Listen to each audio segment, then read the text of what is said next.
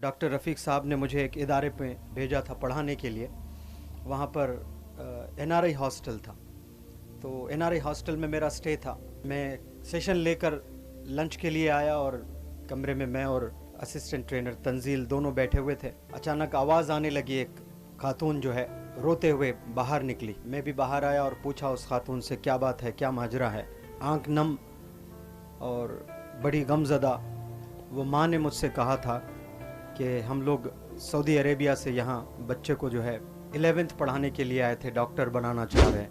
उस खातून के शौहर, उस बच्चे के वालिद ने उस बच्चे से कहा था कि बेटा 2 साल खूब मेहनत करना और डॉक्टर बनना है तुझे। उस ज़माने में केसेट एमसेट एग्ज़ाम्स हुआ करते थे, वो आपने एंट्रेंस भी देना है। तो फ़ोन जो लड़के के पास में था वो वालिद लेने की कोशिश कर रहे थे। इतना एडिक्शन आज बच्चों में है फ़ोन को लेकर के। अपने वालिद को ठुकराने के लिए तैयार है, अपनी वालदा को बेदखल कर देंगे, लेकिन फ़ोन से दूर नहीं रह सकते हैं। आज 90% यूथ इसमें मुलविस है। 10% नहीं कह रहा हूँ, 90% of the youth today are very terribly addicted to social media and phones. Phone को लेकर इतना एडिक्शन हुआ है। और वो वालिद आज नहीं 2011 में कह रहा था कि बेटा फ़ोन इस्तेमाल नहीं करना है, आप फेसबुक के दीवाने हो चुके हैं। तो वो 15 साल का लड़का बाप पर हाथ उठाया है। तो वहाँ से मैंने अहद किया था कि मैं यहाँ से इंग्लिश पे ज़्यादा फोकस नहीं करूँगा, ज़रूर पढ़ाऊँगा, लेकिन मुझे अभी कुछ करना है। तो मैंने कोर्स का नाम बदला पर्सनैलिटी डेवलपमेंट। इस पर ज़्यादा मैंने मेहनत करने लगी, क्योंकि हमें इंसान बनना है। अगर कोई डॉक्टर भी बन जावे, कोई ज़बरदस्त अंग्रेज़ी बोल रहा है कि उससे अच्छी अंग्रेज़ी हिंदुस्तान में कोई बोल ही नहीं रहा है, और उसका बाप बीमार है और वो बीमारी में परेशान है, मौत बिल्कुल करीब है, और वो बेटे के पास वक्त नहीं है और जाएं और अपने बाप के पास बैठें 2 मिनट गुजारें, तो फिर वो अंग्रेज़ी का कोई फ़ायदा नहीं है, वो डॉक्टर बनने का कोई फ़ायदा नहीं है, वो साइंटिस्ट बनने का कोई फ़ायदा नहीं है।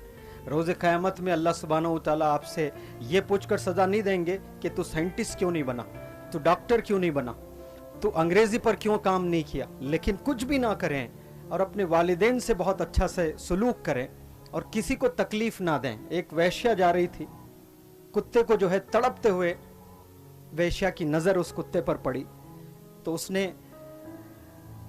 पानी पिलाने के लिए मग वगैरह कुछ होना चाहिए, नहीं था, तो अपना ड्रेस वगैरह कुछ कपड़ों का इंतज़ाम करके वो वेल जिसे बोली कहते हैं उसमें डुबोकर पानी निकाल कर वो कपड़े को निचोड़ कर वो कुत्ते के ज़ुबान पर पानी के कुछ खतरे डाली, तो अर्श हिल गया और अल्लाह ने जन्नत का फ़ैसला किया है।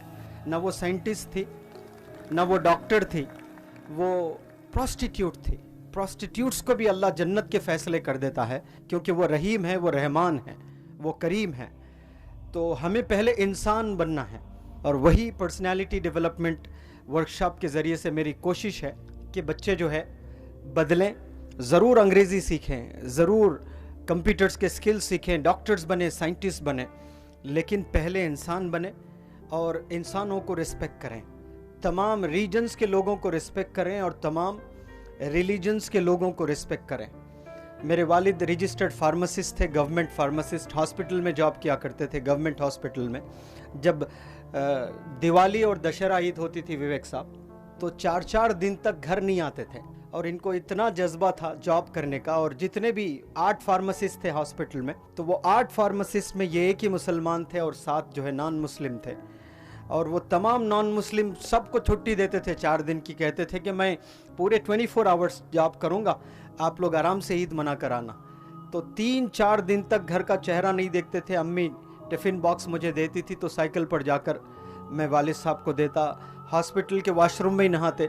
लेकिन वो चाहते थे कि मेरे जो कलीग्स हैं, मेरे जो साथियां हैं, वो फेस्टिवल अच्छा एंजॉय करें। ये कोऑपरेशन होना चाहिए हिंदुस्तान में।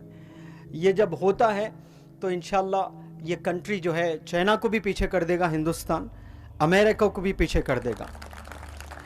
ये जो आपस में रिलीजन्स में जो लड़ाई हो रही है ना, वो एक ही रीज़न है हिंदुस्तान को जो है सुपर पावर बनने से रोकेगा, वरना हम सब लोग सारे कंट्रीज़ को पीछे कर सकते हैं। इतने हम लोग टैलेंटेड हैं, हिंदुस्तान में इतना ज़बरदस्त टैलेंट है। और जब मेरे वालिद साहब का इंतकाल हुआ था, तो मैयत को जो है घर के बाहर रखा गया, क्योंकि मुसलमान से ज़्यादा हिंदू लोग आए थे देखने के लिए, और मोहल्ले के लोग। जब भी शादी होती थी हिंदुओं के घरानों में, तो पहले कपड़े मेरे वालिद साहब को बनाते थे मेरे मोहल्ले में। मोहल्ले के हिंदू लोग, सारे हिंदू लोग रहा करते थे मेरे मोहल्ले के गोल के। रास्ते गुजरते सबको सलाम करते थे, और औरतों को खुसूसन बुलाकर पूछते थे कि तेरा शोहर तुझे पैसे सैलरी दे रहा है कि नहीं। सब लेबर होता था।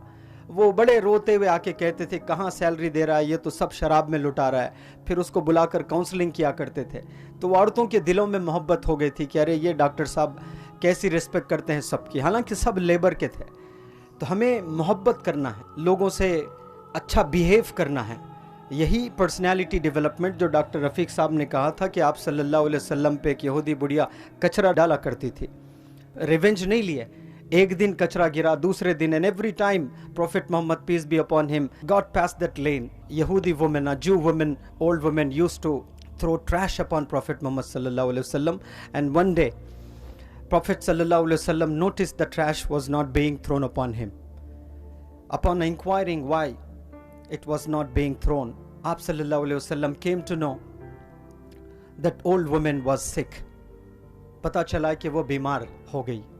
वो बीमारी की हालत में पलंग पर आराम कर रही थी। तो जब आप सल्लल्लाहु अलैहि वसल्लम को उसको पूछने गए थे, वो शर्म से नज़र नीचे कर ली थी। रोज़ाना कचरा फेंका करती थी। और मैं जब बीमार हो गई और ये आप सल्लल्लाहु अलैहि वसल्लम मुझे पूछने आए हेल्थ, और बताओ ऐसा कोई आज कर सकते हैं? डॉक्टर साहब ने भी कहा और मैं भी कहता हूँ कि सबसे बड़ी क्वालिटी आज के ज़माने में, सबसे बड़ी क्वालिटी है फॉरगिवनेस। हमें माफ़ करना चाहिए।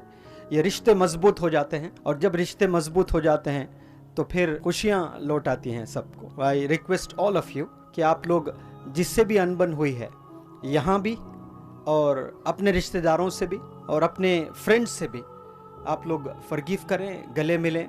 और मैं उम्मीद करता हूँ कि बहुत हम अच्छा काम करेंगे।